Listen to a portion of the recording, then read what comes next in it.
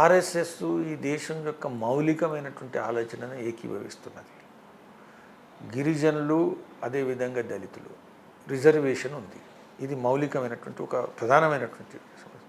RSS దళితులకు కానీ లేదా ఎస్సీలు లేకపోతే ఎస్టీలకు కానీ రిజర్వేషన్లో ఏమాత్రం కూడా ఆర్ఎస్ఎస్కు అభిప్రాయ భేదం ఎప్పుడు లేదు, ఎప్పుడు కూడా ఏకీభవించాలి.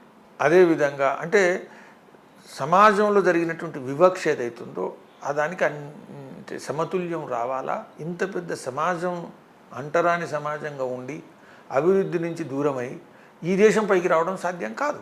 దళితులు ఎక్కువ మంది క్రిస్టియానిటీ వైపు వాళ్ళు కన్వర్ట్ అయ్యారు కదా, మీరు ఎందుకు మీరు దాన్ని ఆపలేకపోయారు? ఇప్పుడు సమాజం ముందుకు ప్రయాణం చేస్తున్న సమయంలో ఆర్ఎస్ఎస్ కానీ నేను కానీ మీరు కానీ కోరుకునే అన్నీ కావాలనుకునే అన్ని ఒక అల్పకాలిక సమయంలో రావాలని లేదు. ఇప్పుడు అనేక వివక్షలు నడుస్తున్నాయి అంటరాని దాని పేరు మీద.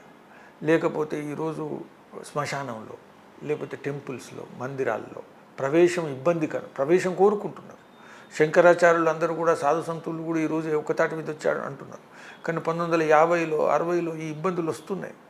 వస్తున్నటువంటి దానిలో అనేక మంది పోరాటం అంతర్గతంగా చేయలేక బాహ్యంగా వెళ్ళిపోయినటువంటి సమాజం ఉంది. వాళ్ళు అర్థం చేసుకుంటారు, వాళ్ళు రావాలా. దేశం సమాజంలో ఏదైతుందో ఇది ఒప్పుకోము.